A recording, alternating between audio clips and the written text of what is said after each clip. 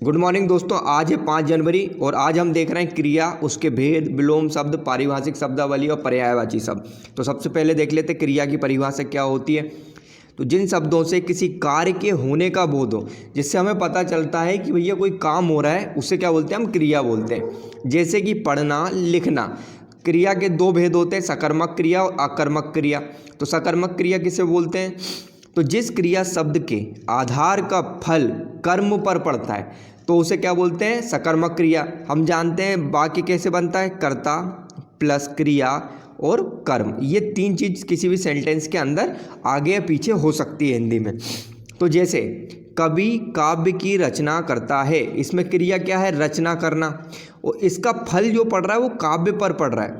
रचना करता है किसकी, काव्य की, और यहीं पर कवि क्या है, ये करता है। अगर रचना शब्द का प्रभाव कवि पर पड़ता तो ये क्या हो जाती, अकर्मक क्रिया हो जाती। जैसे कि देखो, अकर्मक क्रिया क्या है, वाक्य में जिस क्रिया शब्द के आधार का फल कार्यों पर पड़ता है उसे क्या कहते हैं हम, अकर्मक क्रिया। जैसे हिरण भागते हैं, भागते हैं क्या है, क्रिया है, और इसका जो फल किस पर पड़ रहा है, आधार का फल कर्ता पे पड़ रहा है। कौन भाग रहा है, हिरण भाग रही, तो इसका जो फल पड़ रहा है वो हिरण पर पड़ रहा है। तो ये क्या हो गई, अकर्मक क्रिया हो गई। चलिए अब देख लेते हैं विलोम शब्द। तो विलोम शब्द में सबसे पहले आता है प्रसाद, जो आप मंदिर से लेते हैं, और वहीं क्या होता है, विषाद। विषाद क्या होता है, जहरीला टाइप का, तो प्रसाद विषाद। पुरस्कार का क्या विलोम शब्द होगा, तिरस्कार करना। हम बोलते हैं ना, बहुत तिरस्कार कर दिया भैया ने।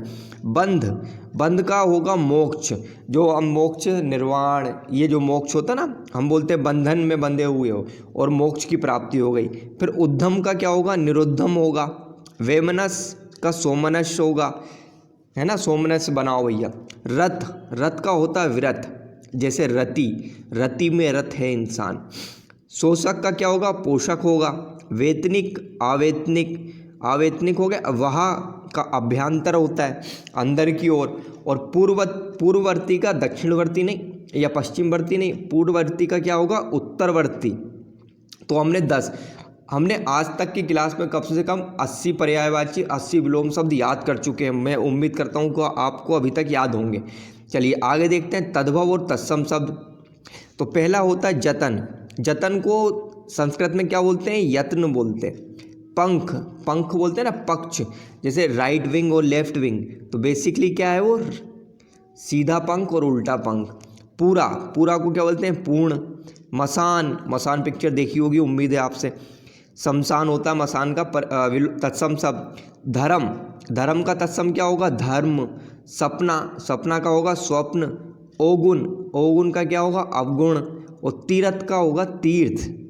तो ये तत्सम तद्भव आज पूछेगा आपसे। अब देख लेते हैं कुछ पर्यायवाची शब्द। तो पर्यायवाची में सबसे पहले आता है दास। दास प्रथा हम देखते हैं ऋग्वेदिक काल, उत्तर वैदिक काल में देखने को मिलती है, और आगे चल के हमें महाजनपद काल में भी देखने को मिलती है। लेकिन दासों का प्रयोग हम देखते हैं ऋग्वेदिक, उत्तर वैदिक काल में किस लिए होता है, गृह कार्यों में होता है। आगे मौर्य काल में उनका प्रयोग करा गया था कृषि कार्यों में, तभी तो कृषि उस दौरान अधिक होने लगी थी।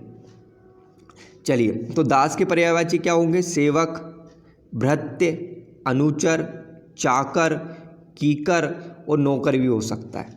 चलिए कौन कौन से होंगे, सेवक, भृत्य, अनुचर, चाकर और कीकर।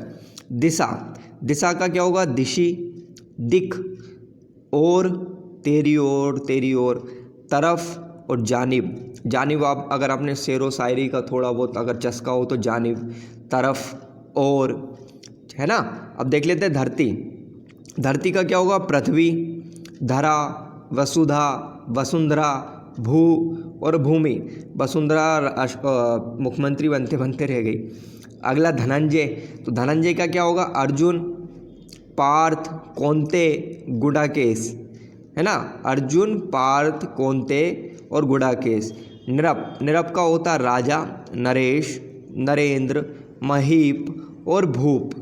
भूपति बोलते ना, महीप, नरेंद्र, नरेश और राजा। तो दोस्तों आज के लिए बस इतना ही। अगर ये वीडियो अच्छी लगी तो प्लीज़ लाइक करते हुए जाइएगा। धन्यवाद।